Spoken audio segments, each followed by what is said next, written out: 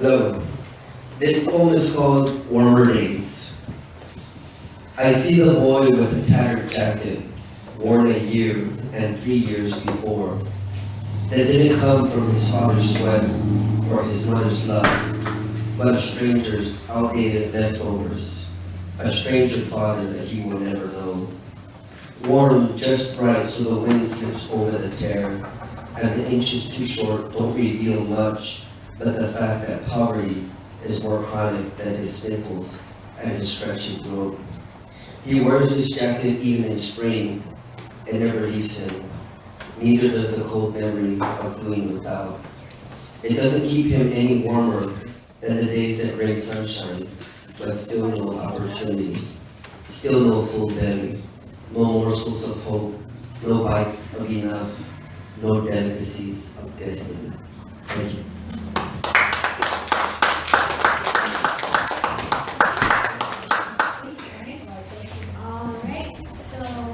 This next poet was one of the poets at the Peace Market, which was a huge success, and I want to thank Brewster, Leslie, and Michael, who were all participants in that. It was such a great lineup, and it was a really magical 3 days.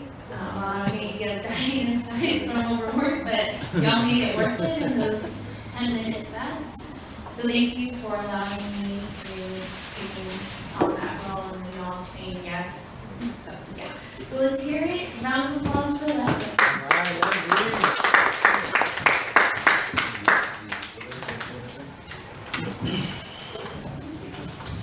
The Peace Market was amazing. Jess did a great job. It was Yes. the first, I guess, major thing I've done at San Antonio since I've moved, so thank you.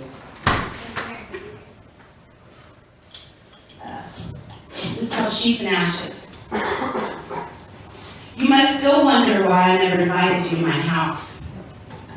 For a year, we were friends, and for 6 months, we were lovers, and never once did you see the warm side of my bed. You see, I knew from the moment you found me that you would be a phoenix in my heart, spreading your wings wide enough to love me enough in the moment so bright and so hot that it would turn both of us to ash, to the kind of ash that you would need to be reborn from and made ready to be the man that she would need for the rest of her life.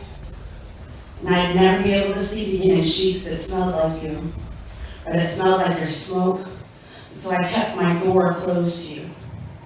And in that dilapidated old house, older than the both of us, you were demolished. I pulled my heart out from behind the skeletons, dusted it off with the remaining tatters of my cape, and came to you with ready hands. I rebuilt you while you remodeled me that stolen summer. Our equity increased, but we were better homes now for new people. And I just couldn't have lived on after in that little studio if it had ever held you. I needed one place where you weren't because you were everywhere else, and that's why, after a year of friendship and 6 months more, I never once invited you over. I needed clean sheets to sleep in, and you still make a mess. Yeah.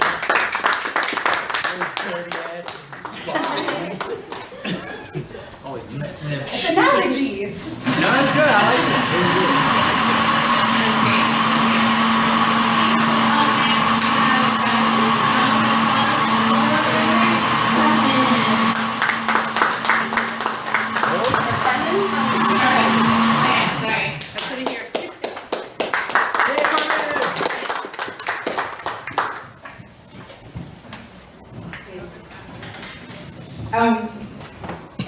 I'm reading a poem I wrote for my mom.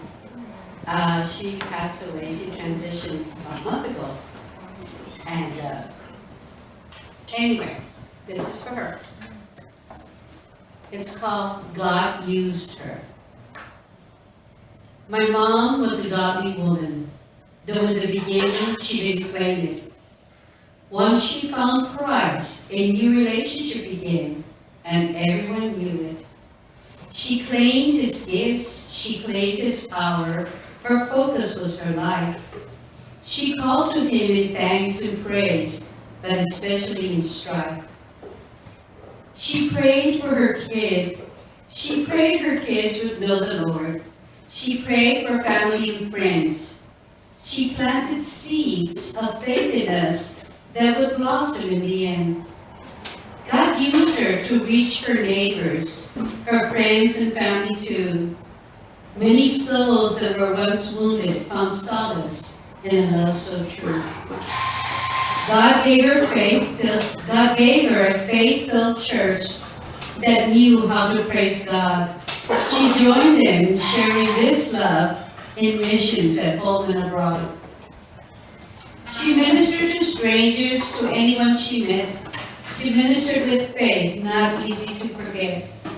Her testimonies were her life, her struggles and her joys. She spoke of love so great and impossible to destroy.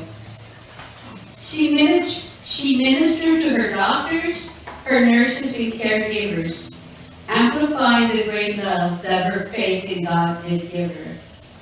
She shared nuggets of inspired words to anyone who would read it, stating, medicine may heal the body, but nuggets heal the spirit. Even in her final days, God used her very well. He brought her home for hospice care when her health began to fail. Her friends and family gathered round to support this last transition. We didn't know God brought her home to give her this last mission.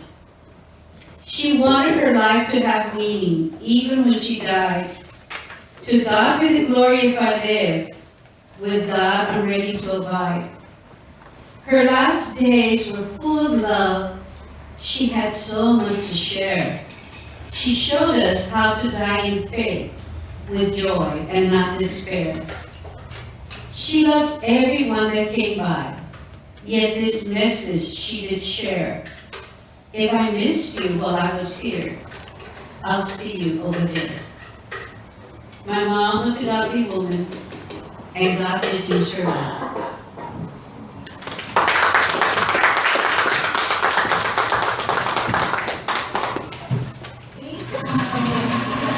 Up next, we have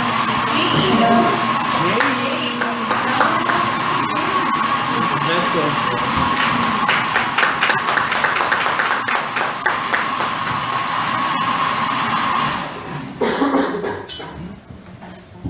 Hello, everybody.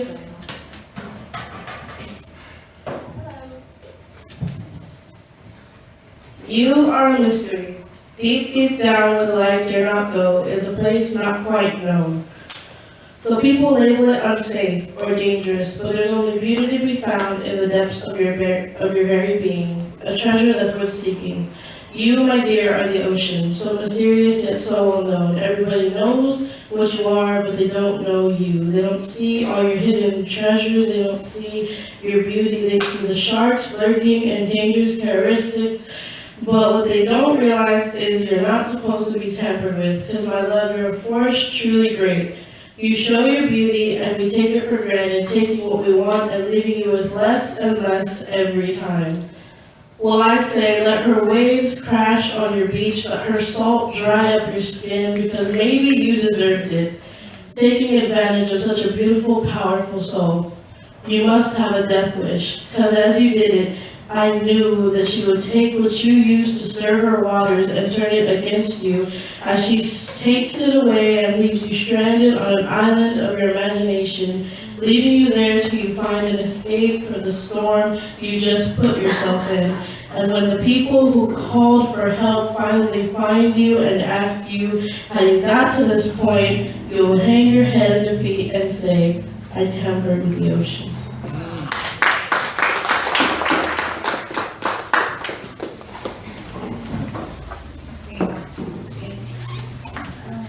Up next, we have Mike.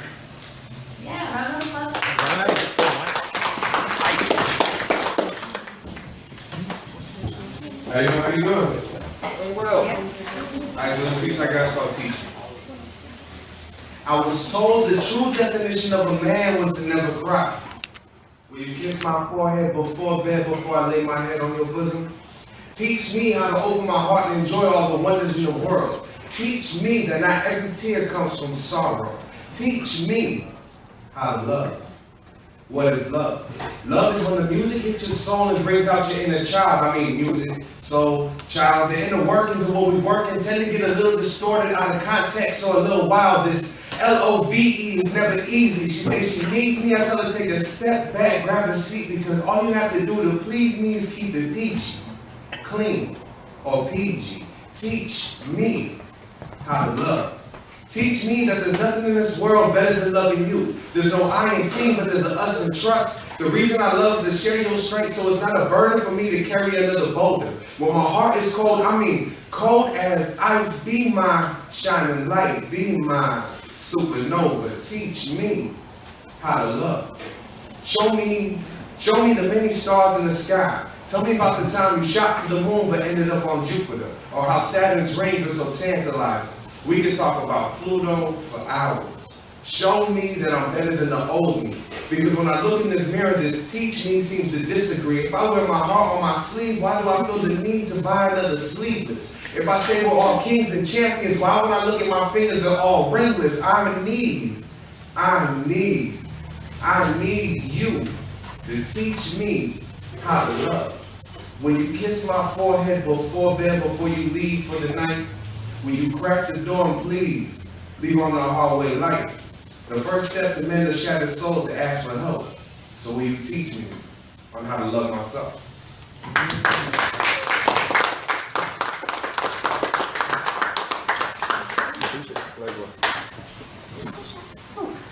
Nice. Okay. Yes, we should all love ourselves. Daily reminders. Love yourself.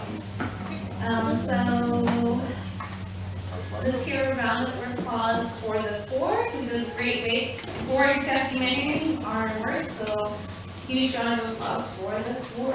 All right, Maureen.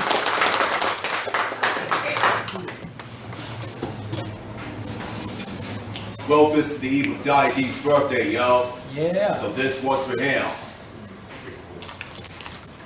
In the two documentaries, Evolution of Hip Hop and Organized Noise, along with the NWA biopic Straight Outta Compton, my childhood icons Ice Cube, Outkast, Dr. Dre, Tupac Shakur, and many other legends remind me in order to remain true to your influences, you must give in to the newest that don't understand the true talent that you have.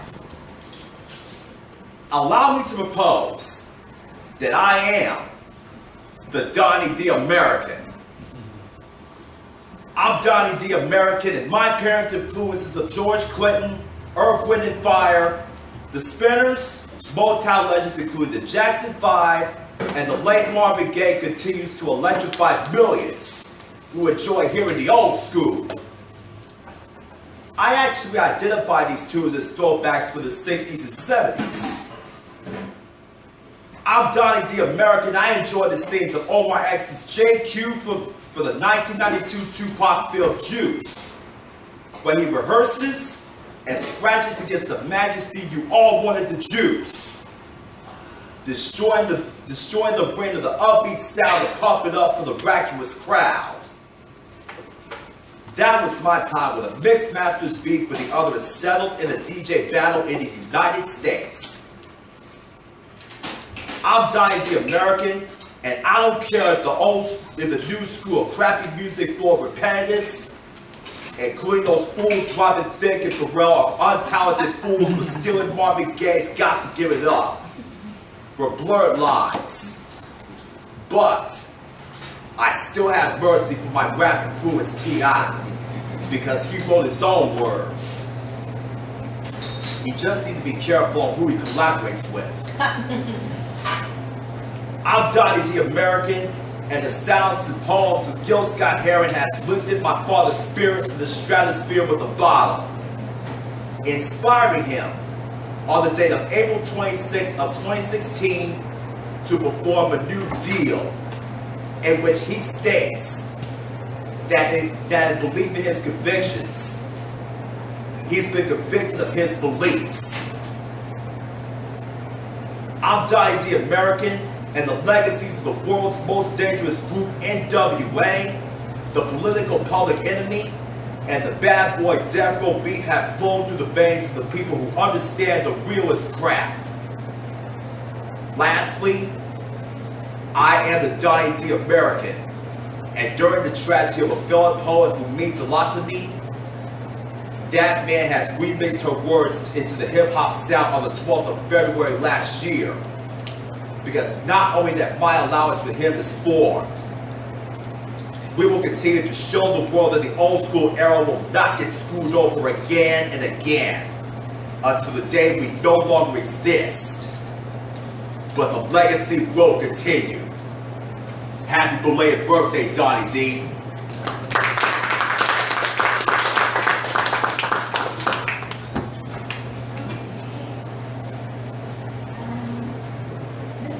Has anyone seen Esther, her sister, Lee? I don't know if you are friends with her, but I know these last few events they have been coming, so they're just in my mind right now. I'm sure this. So to our neighbors, see them at church, let them know that we miss them. Okay, so up next we have Lillian. So a round of applause for Lillian.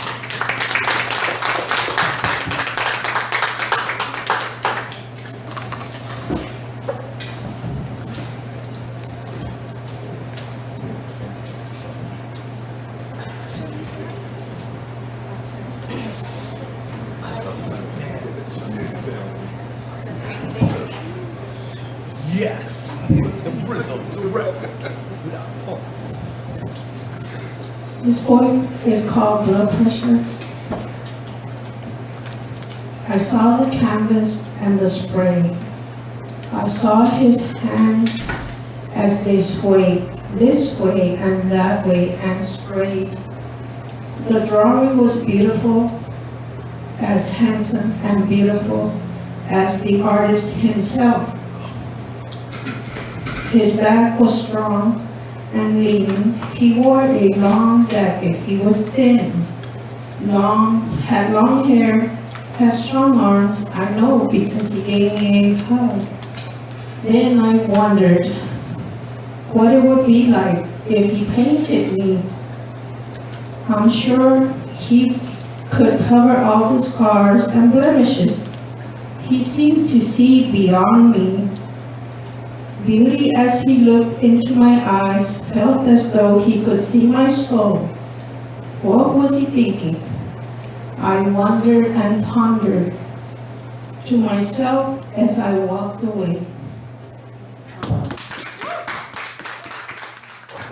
So for this couple who strolled in, I have a sign up sheet. Do you want to sign up?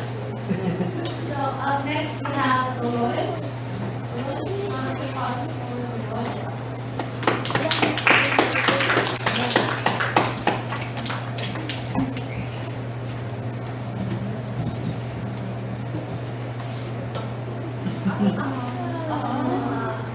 Yes, you poets.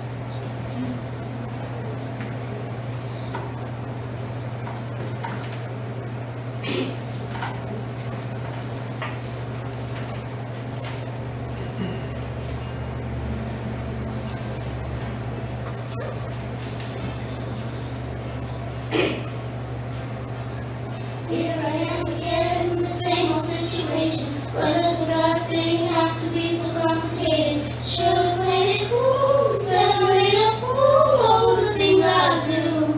'Cause I'm young and I'm dumb. I do stupid things when it comes to love. And even if I always end up crying, well, you can't blame a girl for trying. Oh, no, you can't blame a girl for trying.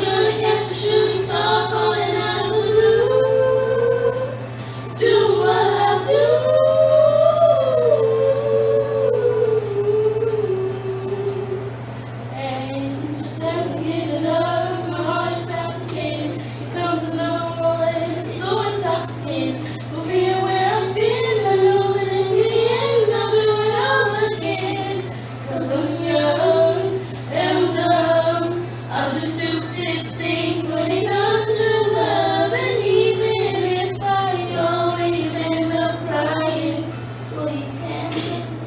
Well, love will find me, there is no denying, 'cause you can't blame a girl for trying. Oh, no, you can't blame a girl for trying.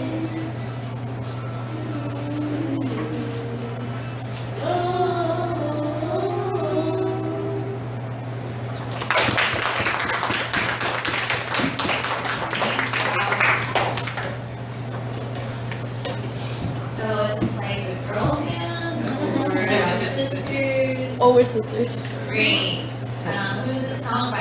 John Sabrina Carpenter. Sabrina Carpenter. And the title? Can't blame a girl for trying. Awesome. Great. So y'all should start. Great voice. Start jamming on y'all's own. Start a girl band. Sister. Tag team it. Okay. So thank you for that little treat. So up next we have Paul. All right, Paul.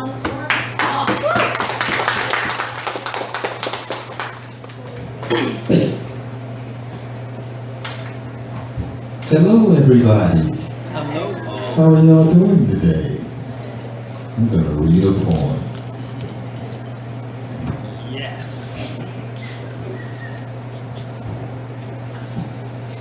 It's 11:11 a.m. and my first thought is you. Immediately, my second thought is they lied. The American Journal for Positive Thinking said it took 11 weeks to get over someone, and it's been 2 years. Actually, it's been 2 years, 3 months, 13 days, and 6 hours, but who's keeping count? I find myself seeking reasons to call you, then I don't call you, because the last time we spoke, your voice sounded like distance. Your words sounded like the elongated pause after a statement of declaration. Your heart packed all of its emotion into the backseat of your compact car until it couldn't see out the rear window, and then you left. Drove away without ever looking back. You said you were doing fine, and I believed you. Your words sounded like the scars on your heart had healed, and you were better.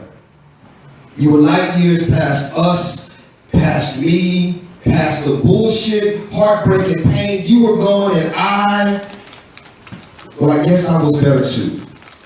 I found peace in myself and learned to let go of the regret, but I regret not calling you when I should. Not following through on my heart's promise. I regret not making you my forever, so I guess that forever, when I notice that it's 11:11 a.m., my first thought will forever be you. Thank you.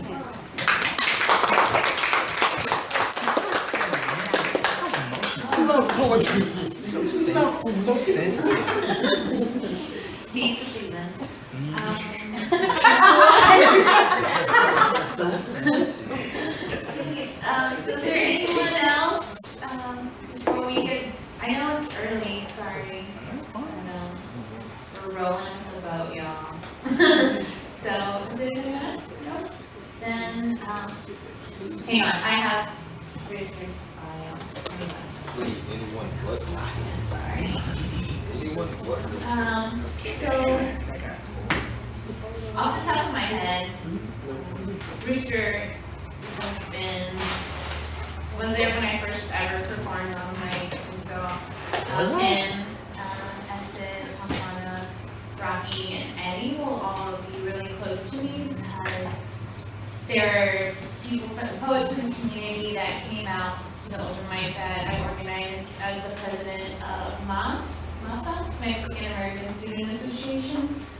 And so that was my first time performing in March, and you all were there, and ever since every event that has been part of the poetry community, y'all are always been super supportive, so I thank Brewster so much. So when I made like the flyers, I was like, okay, this is gonna be good. Like Brewster's really special, and yeah, so thank you for that. That's just like my personal thing, but I have your artist bio, which is, all right. So Christopher Brewster Martinez, he's a spoken word poet, an educator from San Antonio, Texas. He's a graduate student at Our Lady of the Lake. He's doing the MA at MFA program in creative writing, literature, and social justice. He is the 2014 Grand Slam champion of San Antonio and represented the city 3 times in the National Poetry Slam and 7 times at the regional competition. Brewster is an organizer and coach with Fresh Ink Youth Slam and co-founder of the blog Poetry Spot. His work has appeared or is the forthcoming in the Pittsburgh Poetry Review, Pilgrimage Press, Sagebrush Review. He has performed at numerous venues throughout Texas, TEDxU, San Antonio, universities, high schools, Una Noche de Gloria, Art Festival, the Al Dhafra Air Base in Abu Dhabi. In 2015 and 2016, he was awarded Writers Residency at Lanier High School, and like I said, he was at the Peace Market this year. So let's have a huge round. Oh, and he's also selling his chapbooks. Yes, and let's have a huge round of applause for Brewster.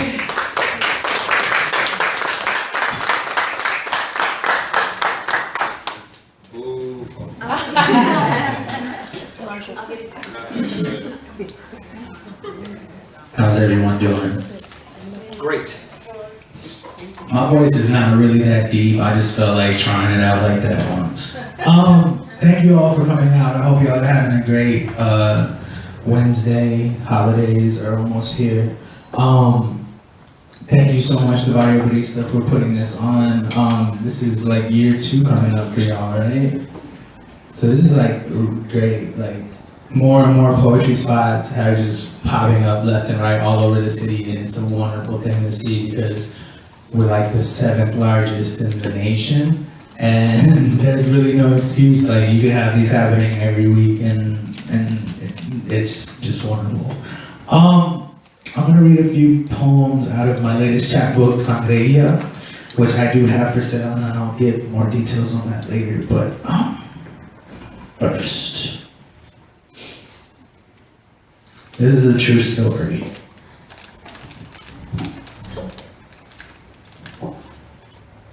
After over 365 days, after what I thought was a fruitful relationship, she tells me that we're lacking, that we no longer have the same romance and passion, and it's in that moment as she's about to leave her dorm room in a fury of flame attitude with her eyes looking like drowning capsules that she turns to me and she says that she always wished for Paris and that I could never give her that.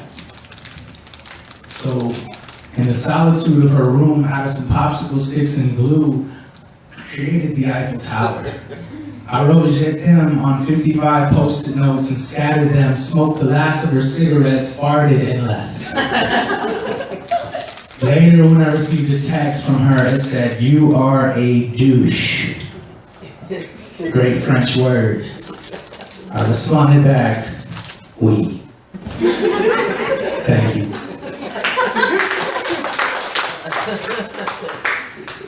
That poem is not in the chapbook, but it's kind of trying to set a tone here. This next poem is in the chapbook.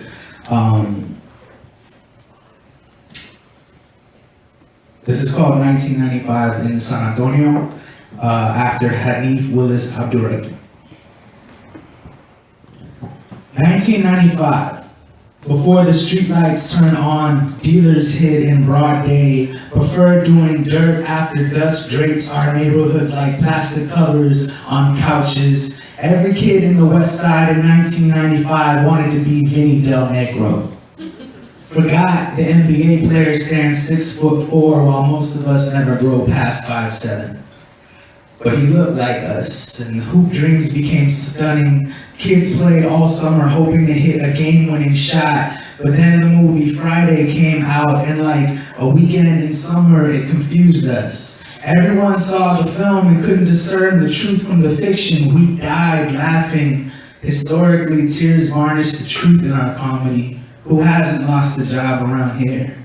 Idle is every day, and the world keeps spinning on the face of this earth sometimes. It's hard to know if you're moving or not.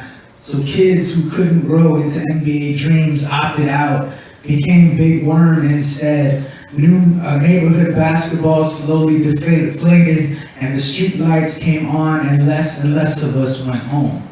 We stopped playing basketball, stopped watching the NBA altogether, watched the world drive by while cocaine like street lights bright lit up the block all night. Tonight, Nicole is in love with something new.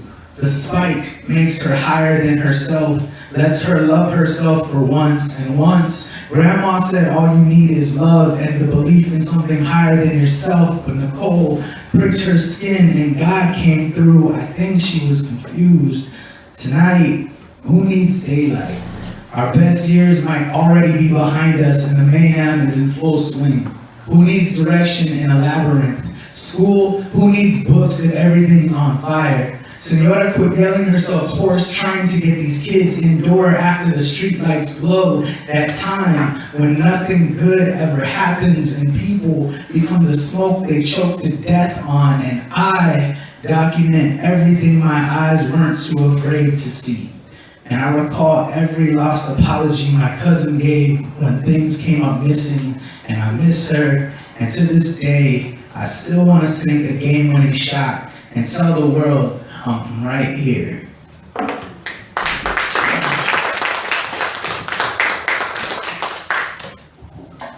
So I had this interesting moment earlier today. Someone backed into my car, and it wasn't that big a deal. But as I was walking to my car, I saw there was a police officer there writing a report, and this nice looking white couple by my car. But I still get very instinctively tense when I see cops. And I remember having this whole moment on the way up there, man, I need to fix that about myself. I just can't be so tense around cops. Cause this cop's probably not even there for me anyway. And then he turned out to be there for me anyway. And I was like, okay. But it was weird because he stops and he's like, oh, can you give me your occupation? And I was like, I'm a writer. And we had this weird exchange, I don't know what to do. I would just put self-employed. I'm like, thanks, man. I say that to say this, San Antonio has one of the worst literacy rates in the country. So we need to keep that in mind, and I think we should all just tell the cops that we're writers. Or just everybody in this room quit their job and let's just be writers. I'm with that. This poem is not about being a writer. This poem is about something that happened in grad school. After a colleague mentioned that she doesn't appreciate authors of color because their words are too abrasive. Abrasive. Adjective. 1. Rough textured used for rubbing, grinding, or scraping. 2. Having a rough quality used to make something shiny or smooth. 3. Very unpleasant or irritating. 4. Hell yeah, my words are abrasive. They are concertina, barbed wire wrapped, fenced in by a nation waiting to be deported. My words do not settle nicely into new neighborhoods. They seek to settle into South Texas like the espinas on agave plants. My words talk back to a God they never asked for. It's hard to be seen sometimes, so sometimes I speak my words rough. Because rough is the only way to get heard, be it brown Barrio kid with an attitude, be it educated vato, be it hecho and tejas. I am taken seriously only when they see me as a threat. Abrasive, be hip-hop. Be Juno Diaz, be Chuck Berry's guitar strings. Abrasive, be like the definitions we find ourselves in dictionaries because the smoothest shit we do never gets taught in history. Abrasive, be like most brown kids in the classroom because we get irritated to the point of raw, and it's easy to sound so irritable when all I have is an unacknowledged history, an attitude to scrape by, and a peace sign in my pocket for the day I can take it out and it not be a middle finger. And see, I brandish my middle finger because I buried the index next to triggers I refuse to pull on my own people or other brown people or the soldier for a country that would still see me harassed by police that swore to serve and protect me. So yes, ma'am, sure you're right. Brown be abrasive. Our authors too black and brown, too exotic and immigrant. The accent marks in our language sometimes a little too loud for such quiet bookshelves. But how can we apologize for this raw and blood and sinew that the country gave us? This language that we have to use to redefine ourselves. So yes, ma'am, we are abrasive. We are a culture clawing to exist. So thank you for noticing.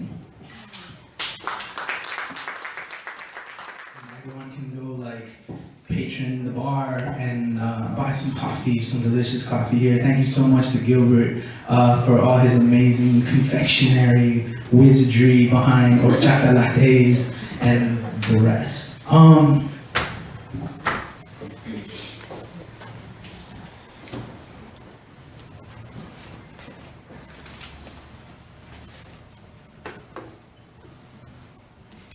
This is a poem I actually got inspired here at one of the Barrio Baristas open mics. So.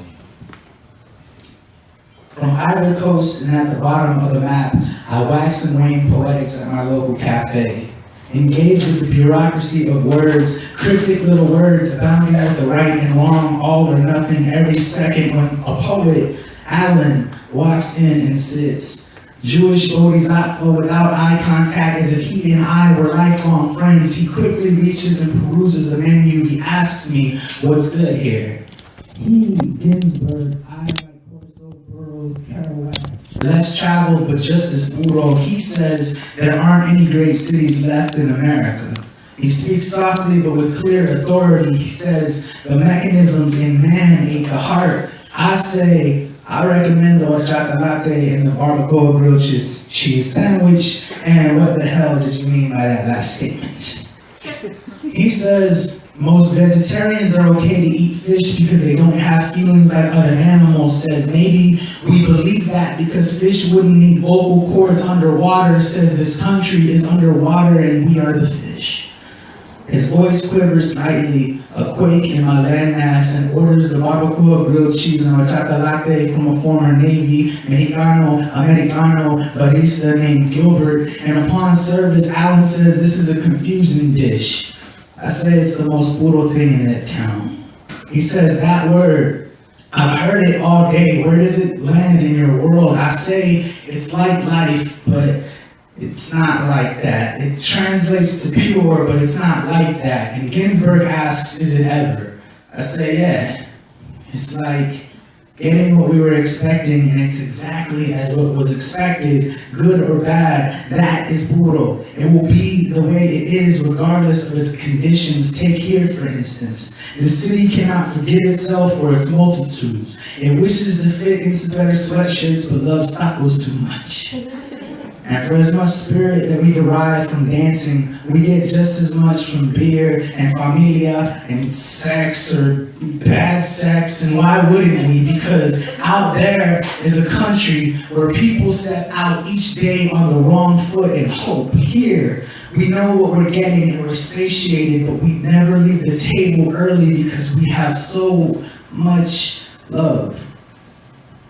We aren't gassed up on our own chingon. In the hierarchy of blackbirds, grackles come in third. In the hierarchy of sainted cities, we land behind San Fran and Diego, but check it. St. Anthony is the saint of lost or stolen things. Grackles fly everywhere here, and we find lost things like you. I found you in a coffee shop on Culebra that smells more like cooked meals than cafe. It's puro, like life. Far from any coast, a brilliant American kettled in a sweltering kitchen infused us with the rest of this country, all within a sandwich and a drink. It's who we are in all things. We are not new and old, different and the same, but puro. And when you vanish, I will remember this moment before I eventually vanish too. Before sunset, eternity drinks me. It's then he sips the horchata latte and nods approvingly, pushes the sandwich toward me, says, I'm vegetarian, but I think I get the gist. And what exactly is barbacoa? I say you don't want to know. But trust that it's delicious, and isn't that what we really want? Thank you.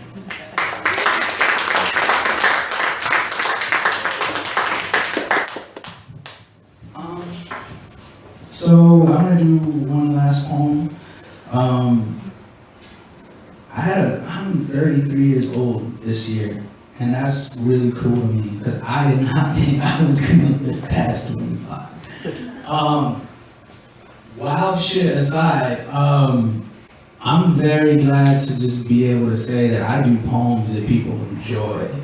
And then when I get positive feedback from anybody who's like, I read something you did, or recently I had a poem in the Huffington Post, and people were like, this is cool, and I'm like, I'm not supposed to be here. This is crazy. So I'm very thankful for every opportunity to get and share my words and meet new people. I was originally born in Tacoma, Washington, which is weird. I don't remember it at all. And my mom would always say, like, don't you ever want to go back to where you were born, Nico? I'm like, no. Why? There's trees and Sasquatch. But I was baptized at San Martin de Porres on the west side, and that's all why this has always been my home forever, and will continue to be. So, with that being said, this is a poem about Santo. I'm sorry, did I fuck up the mood? Like, everyone seems somber. I'm just here talking about, like, sorry, my bad, I don't need to get, I'm in my emotions, I hope, I'm sorry. Spin boost. Throw out what you think you know. I said, throw out what you think you know. Santo, we are like Las Vegas in a blackout. We are a windless Chicago city that never sleeps because siestas don't count. We are a white rabbit rockout. We are like nuclear enchiladas, cigarettes, King Kong nachos from Chachos. We love anything that will kill us that much quicker. Our city, your city. We are at the epicenter of a countdown, 210. We are ever always a combination of people ready to explode. From the south side, aggressive street drivers with the stray dogs run the street posted up or laying down. Where they have $2 Lone Star sold on every corner. Where there's a North St. Mary strip of hipsters that have not so holy hobbies of bar hopping. Where you can catch us bar hopping every first Friday. And Saturday. And Sunday. Even Tuesdays. Okay, we drink every day. But we are persistent cyclists. Even when you run us over, we just keep pedaling. Stretch it out, shake it off like the moo-moo wearing ladies. We shake it off like teen pregnancy rates. We shake it off like repping Northside Whole Food shopping, like HEB Westside half food shopping. Puro San Anton, Puro San Anton. This poem is for every dance floor that plays at least twice. Suavemente. And wobble when she wobble, when she wobble, when she wobble. We are ever always a combination of people, so come on in, where we are Red Rocket reppin', and that is not a sexual reference. And when Tim Duncan hugs the ball before tip-off, you know it's about to go down. We are the starving artists who dip the Tower of America needle into the veins of star jammers after crash landing here, where we got folklorico dances for days, where you can put a week on it, where you can put a fiesta on it, charge $20 for cover, just try not to get stabbed at Nyosa, and that is not a sexual reference. This is our city, where la gente rule, where we kick out cold ones to young ones to keep our most intoxicated city title royally crowned, where the peacocks off Babcock spread their wings slightly resembling the shattered glass map of 1604, where the 5-time champs ruled the river passing out autographs like Chamoy from the Ice Cream Man, kiss the rings, and that is not a Catholic joke, but here, we're all Mexican, black, Mexican, white, Mexican, Asians, Mexicans, Colombians, Mexicans, Irish, Mexicans, Szechuan Province Chinese, Mexicans, Australians, Mexicans, Kiwis, Mexicans, Puerto Ricans. We are ever always a brilliant, beautiful combination of people, Sanando, this is you. It's serendipitous that we all landed on the back fat of America, but they will learn to like us. Call us love handles, our ghosts dare you to get a grip on all this culture, because anyone knows that with a corazon this big that we love hard. We don't know the next time they'll look our way. Maybe if we win another championship or Haley's Comet crash lands in Hemisphere Park, but until then, we have this moment right here, right now to take it and make it ours. Alamo City, defend your walls and find me on Main Street among the 2,187,000 hearts. And we can scream. We do not fit neatly inside any box. We do not live underneath Davy Crockett's coonskin cap. We are not just some travel destination. We are ever always a combination of people, Santo, where you can either learn to like you or forget you, Holmes. Thank you all so much for coming out. Don't forget to go patronize Gilbert over there. Supporting local business is amazing, especially when it's a business like this that allows artists to come out and share their voice. So thank you, Jess, and thank you all.